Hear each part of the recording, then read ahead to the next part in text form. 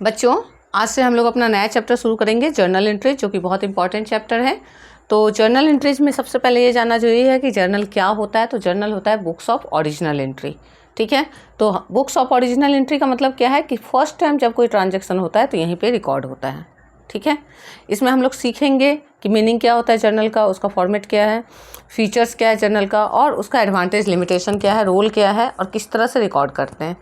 तो जर्नल का मतलब क्या है कि अब जब भी कोई ट्रांजैक्शन होगा तो उसके दो साइड्स होंगे। हमने डबल एंट्री सिस्टम में पढ़ा कि हर एक ट्रांजैक्शन का दो साइड होता है। डुअल एस्पेक्ट कॉन्सेप्ट क्या बोल रहा है हमें कि every transaction will have at least two sides, if one is debit another must be credit. तो वो दोनों साइड्स कौन कौन से हैं उनको हमको रिकॉर्ड करना है यहाँ पे।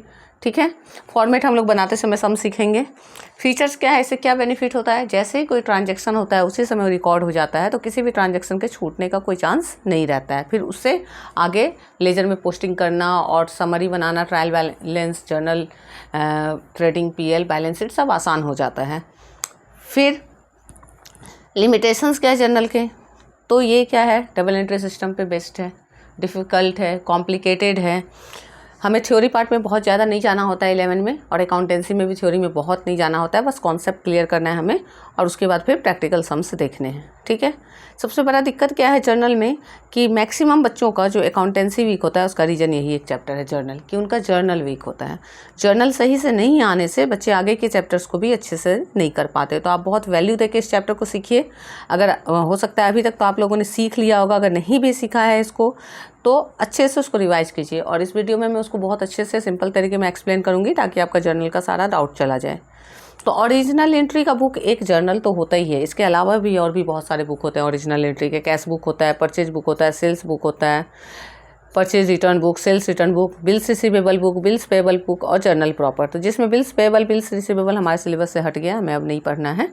ठीक है, तो ये इतने सारे बुक्स जो है सब ओरिजिनल एंट्री के हैं। लेकिन यहाँ पे क्या डिफरेंस आता है, ये सारे सब्सिडरी बुक कहलाते हैं क्योंकि ये अलग अलग मेंटेन किए जाते हैं। ऐसा कब किया जाता है, जब बिजनेस का साइज़ बड़ा हो। लेकिन अगर बिजनेस छोटा है, अलग अलग रजिस्टर हर एक ट्रांजैक्शन के लिए रखने की ज़रूरत नहीं है, तो एक ही प्लेस पे सारे ट्रांजैक्शन रिकॉर्ड किए जा सकते हैं, जिसको हम लोग जर्नल बोलते हैं। ठीक है, तो journal is a book of original entry in which transactions are recorded first of all as and when they take place. जैसे ही कोई ट्रांजैक्शन होता है वो रिकॉर्ड कर लिया जाता है। ठीक है, अब हम लोग जानेंगे कि जर्नल करने के तरीके क्या हैं, कैसे हम किसी ट्रांजैक्शन को पहचानें। तो सबसे पहले हम लोग क्या करेंगे कि स्टेप्स जो हैं जर्नल के उसको अच्छे से समझ लेंगे। तो जर्नल करने के लिए 4 स्टेप्स होते हैं। अगर आप ये 4 स्टेप्स समझ गए तो आपको जर्नल में कभी दिक्कत नहीं होगी। लेकिन बच्चे क्या करते हैं, अरे इतना कौन करेगा, 4 स्टेप कौन फॉलो करेगा, डायरेक्ट जर्नल बना देते, क्वेश्चन पढ़े और जर्नल लिख दिए, क्वेश्चन पढ़े जर्नल लिख दिए। तो उसका नतीजा क्या होता है, वो जर्नल तो करते हैं लेकिन सही नहीं रहता है। उनको लगता है अरे हमको तो आ ही रहा है, बस ऐसे कर दे रहे हैं, मगर माइनर मिस्टेक की वजह से उनका मार्क्स चला जाता है। अगर आपको अपना अकाउंटेंसी को स्ट्रॉन्ग करना है तो जर्नल को स्ट्रॉन्ग करना होगा, उसके लिए सॉलिड तरीके से तैयारी करनी होगी, कोई शॉर्टकट नहीं चलेगा। सबसे पहला स्टेप क्या होगा, आइडेंटिफाई द ट्रांजैक्शन। ट्रांजैक्शन को आइडेंटिफाई कीजिए, मतलब ट्रांजैक्शन क्या हो सकता है कि सेल हो रहा है या परचेज हो रहा है या पेमेंट रिसीव हो रहा है, पेमेंट किया जा रहा है, कौन सा ट्रांजैक्शन हो रहा है वो पहचानना बहुत ज़रूरी है। कई बार सेल का केस रहता है, बच्चे उसको परचेज समझ लेते हैं, तो उसको ध्यान से देखना है। सेकेंड स्टेप में आइडेंटिफाई द अकाउंट्स, मतलब अकाउंट को आइडेंटिफाई करना है कि जब ट्रांजैक्शन हो रहा है तो कोई भी 2 अकाउंट कम से कम इफेक्ट हो रहा होगा, कभी कभी 3 अकाउंट 4 अकाउंट भी इफेक्ट होते हैं। तो कौन कौन से अकाउंट हैं जिन पे इस ट्रांजैक्शन का इफेक्ट पड़ेगा, मतलब जहाँ पे रिकॉर्ड किया जाएगा। ये वाला स्टेप सबसे हमारा इम्पॉर्टेंट होता है यहाँ पे आके, क्योंकि अगर आप सही से अकाउंट फाइनलाइज कर लेते हैं तो उसके बाद क्या होता है कि आप उसका नेचर पता करके रूल लगा सकते हैं। ठीक है, नेक्स्ट क्या है, identify the nature of accounts. अब उस अकाउंट का नेचर पता कीजिए कि वो पर्सनल है, रियल है या नॉमिनल है, और उसके अकॉर्डिंग गोल्डन रूल अप्लाई कीजिए। और अगर आप इतना भी नहीं करना चाह रहे हैं तो फिर एक शॉर्टकट मैं आपको बता रही हूँ कि याद कर लीजिए कि डेबिट में कौन जाएगा, जब एसेट बढ़ेगा डेबिट होगा एसेट, लायबिलिटी घटने से क्रेडिट होगा, एक्सपेंस डेबिट होगा, रिसीवर डेबिट होगा, इसका जितना उल्टा है सब क्रेडिट होगा। तो एसेट घटेगा तो क्रेडिट, लायबिलिटी बढ़ेगा तो क्रेडिट, इनकम क्रेडिट होता है हमेशा और गिवर हमेशा क्रेडिट होता है।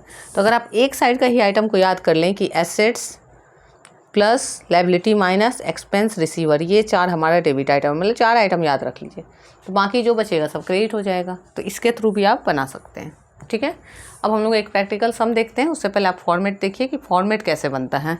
तो फॉर्मेट में हम लोग सबसे पहले ऊपर जर्नल या जर्नल एंट्रीज ऐसे लिखते हैं, जिसका बुक में मेंटेन करें उसका नाम भी लिख सकते हैं। उसके बाद यहाँ डेट का कॉलम आता है, डेट, फिर पर्टिकुलर्स, फिर लेजर फॉलियो LF, फिर डेबिट अमाउंट रुपीज़, फिर क्रेडिट अमाउंट रुपीज़।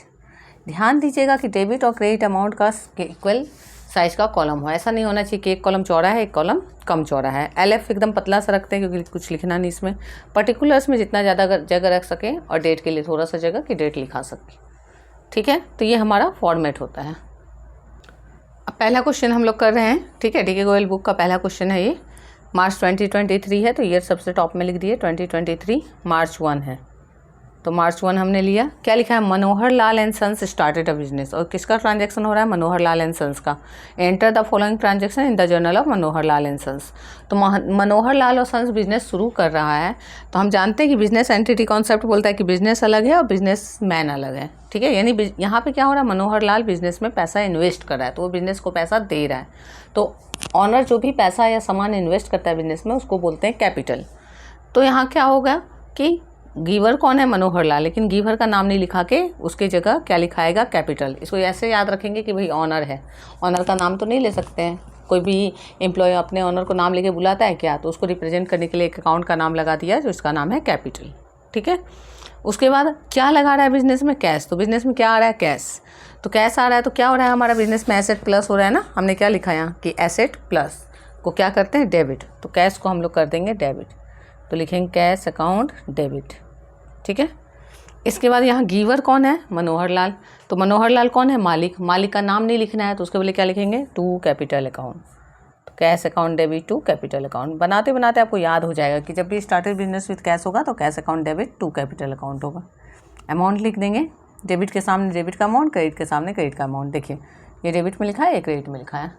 और नरेशन लिखेंगे, स्टार्टेड बिजनेस विथ कैश। हो गया। इस तरह पहला जर्नल कंप्लीट है। दूसरा जर्नल करेंगे।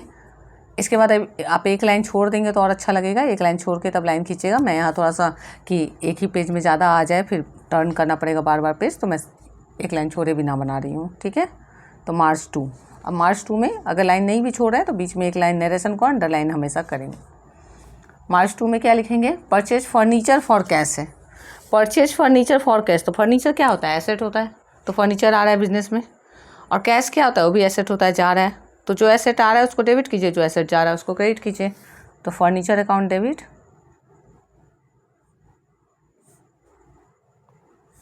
To cash account. कितने का फर्नीचर आया, 10,000। तो लिख देंगे यहाँ 10,000 डेबिट के सीधा में और 10,000 क्रेडिट के सीधा में।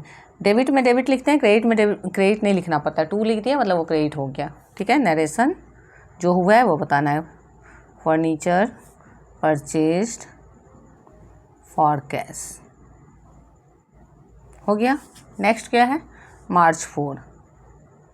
मार्च 4 में क्या हो रहा है, परचेज गुड्स फॉर कैश। तो जब याद रखिएगा इस टर्म को कि गुड्स जब भी परचेज करते हैं ना तो परचेजेज अकाउंट लिखते हैं, केवल गुड्स के लिए, ठीक है।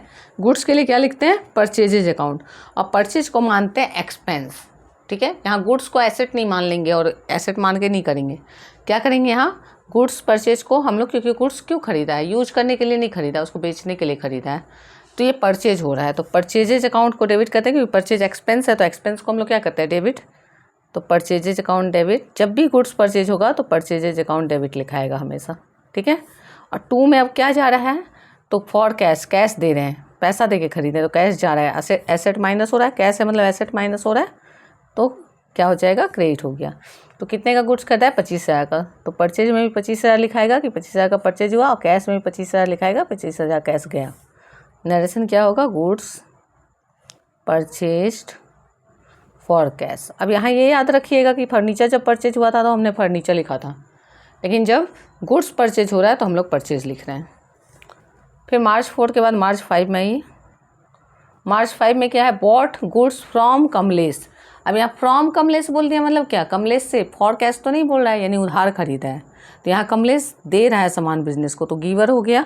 तो बॉट गुड्स बॉट के लिए हमेशा परचेज अकाउंट डेबिट होता है, तो परचेज अकाउंट डेबिट होगा। इस तरह से रूल याद रखना होगा कि अच्छा गुड्स परचेज हो रहा है तो परचेज अकाउंट डेबिट होगा। कैश से दिया तो टू कैश, और नहीं यहाँ तो उधार है, कमलेश से लिया है तो कमलेश गिवर हो गया, तो गिवर को क्या करते हैं हम लोग यहाँ लिखे हैं ना, क्रेडिट करते हैं, तो टू कमलेश अकाउंट। ठीक है, कितने का गुड्स खरीदा था, 15,000 का, तो लिख देंगे यहाँ 15,000 और यहाँ पे लिख देंगे 15,000। ठीक है, नरेशन क्या हो जाएगा, गुड्स परचेज्ड फ्रॉम कमलेश भी लिख सकते हैं या ऑन क्रेडिट कि उधार में खरीदा। फिर मार्च 10 में क्या है, paid cash to Kamlesh, Kamlesh को कैश दिया, कितना दिया, पूरा 15 दे दिया।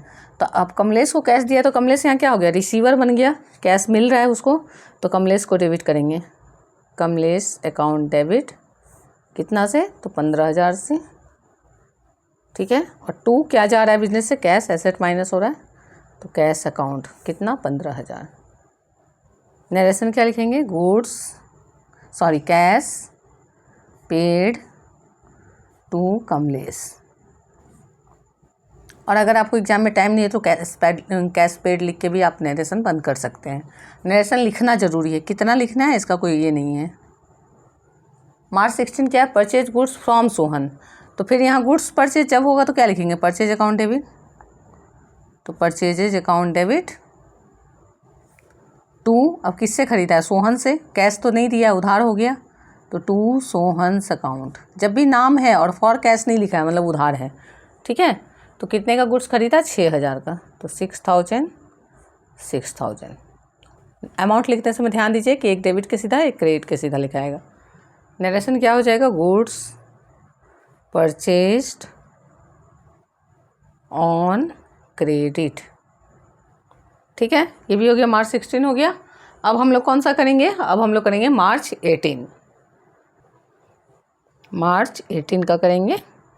तो मार्च 18 में क्या हो रहा है, purchase goods from Sohan for cash. अब देखिए यहाँ नाम दिया है लेकिन फॉर कैश लगा है, इसका मतलब क्या है, ये उधार नहीं है, ये नगद है। फॉर कैश का मतलब होता है नगद है, तो नगद है यानी पैसा जा रहा है बिजनेस से। तो सबसे पहला नियम क्या है, गुड्स जब परचेज होगा किसको डेबिट करेंगे, परचेजेज अकाउंट को डेबिट करेंगे। क्यों, परचेज एक्सपेंस है बिजनेस के लिए। ठीक है, परचेज अकाउंट डेबिट टू क्या लिखेंगे, कैश अकाउंट, क्योंकि यहाँ तो बोल रहा है ना फॉर कैश, मतलब कैश दिया है।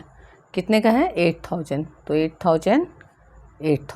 देखिए सेम पर्सन से खरीदा, यहाँ पैसा नहीं दिया था तो उसका नाम लिखा है, यहाँ पैसा दे दिया तो टू कैश लिखा है। नरेशन क्या हो गया, परचेज्ड गुड्स फॉर कैश, मतलब पैसा दे के खरीदा। अब लास्ट नंबर क्या है, मार्च 20। मार्च 20 में हम लोग लिखा हुआ है paid rent for the office. For the office नहीं भी लिखता तो ऑफिस का ही रेंट देगा ना। अगर मान लीजिए बोलेगा कि rent paid for proprietors house, तो ड्राइंग्स हो जाएगा, वो हम लोग आगे सीखेंगे। तो पेड रेंट बोले या paid rent for the office, दोनों सेम है, कंफ्यूज नहीं होना है। तो यहाँ ऑफिस नाम से कोई अकाउंट नहीं होता है, रेंट नाम से अकाउंट होगा। एक्सपेंस का नाम रेंट है, क्या पे कर रहा है, रेंट, किराया, तो रेंट अकाउंट डेबिट टू। अब किराए में किसी को क्या देते हैं, कैश, एसेट माइनस हो रहा है, तो टू कैश अकाउंट, कितना पे कर रहा है, 1,000। नरेशन क्या लिख देंगे, रेंट पेड, बस इतना काफ़ी है। अब जब ये कंप्लीट हो गया ना तो यहाँ लाइन खींच लेते हैं हम लोग। ठीक है, लाइन खींच के ये मैं प्रोसेस आपको आज बता दे रही हूँ। अगर एग्जाम में टाइम रहे तो आप ग्रैंड टोटल कीजिए, नहीं टाइम रहे तो नहीं कीजिए। कभी जैसे बड़ा क्वेश्चन है, एक पेज पे नहीं आएगा तो यहाँ कैरिड फॉरवर्ड लिख के अगले पेज पे ब्रॉड फॉरवर्ड लिख के उसके बाद टोटल करते हैं। ठीक है, तो अब यहाँ हम लोग क्या कर देंगे, ग्रैंड टोटल, या टोटल भी आप लिख सकते हैं। और इस पेज का टोटल करेंगे, यहाँ लिखेंगे डेबिट साइड का, और क्रेडिट साइड का टोटल वहाँ पे लिखेंगे। तो चलिए टोटल करते हैं। 3 जीरो सब में है ही, तो 3 जीरो लिख दिया हमने। ठीक है, ये जो टोटल के ऊपर और नीचे लाइन होगा वो पेन से होगा। टोटल के ऊपर सिंगल लाइन और टोटल के नीचे डबल लाइन। डबल लाइन का मतलब होता है कि यहाँ कैलकुलेशन ख़त्म हो गया। ठीक है, 3 जीरो हो गया, कॉमा दे दिए। हमेशा अमाउंट सीधा लिखिएगा, जीरो के सीधा सीधा, उसे ऐड करना आसान होगा, नहीं तो फिर से एक बार आप सीधा लिखोगे तब जोड़ोगे। 5 + 5 10 + 5 15, 15 और +6 21, 21 और 8 29 और 130, 3 कैरी हो गया। 10,000 प्लेस पे जाए, 6 3 9 1 10 10 2 12 12 1 13 14 14,000, तो 1,40,000 आ गई। ठीक है। अब इसी तरह से क्रेडिट साइड का भी टोटल करेंगे। हमेशा दोनों साइड टोटल कीजिए, क्योंकि यहाँ तो दिख रहा है ईजिली कि सब सेम अमाउंट है। कभी कभी डेबिट में एक अमाउंट रहेगा और क्रेडिट में 2 अलग अलग अमाउंट होगा, तो उस टाइम क्या होता है, आपका टोटल गलत होने का चांस रहता है। अगर आपने सही से नहीं एडिशन किया है तो वो टोटल चेंज हो जाता है। तो इस वजह से हमेशा दोनों साइड का टोटल अलग अलग कीजिए। यहाँ मुझे साफ दिख रहा है सब में मेरा इक्वल ही अमाउंट है, तो मैं वही वाला टोटल लिख दे रही हूँ, 1,40,000। ठीक है। इस तरह से मैंने एक सिंपल ट्रिक के थ्रू आपको जर्नल बोला है कि 4 आइटम आप केवल याद कर लो कि एसेट प्लस डेबिट होता है, लायबिलिटी माइनस डेबिट होता है, सारा एक्सपेंस डेबिट होता है और रिसीवर डेबिट होता है। तो आपके जर्नल सही सही बन जाएंगे। और बाकी प्रैक्टिकल सम्स मैं और भी आगे करके दिखाऊंगी डिफरेंट टाइप्स के। अगर आपको लगता है कि वीडियो हेल्पफुल हो रहा है आपको, तो वीडियो को लाइक कीजिए, सब्सक्राइब शेयर कीजिए। जितना ज़्यादा आप वीडियो को देखते हो तो मुझे बनाने में अच्छा लगता है। Thank you all.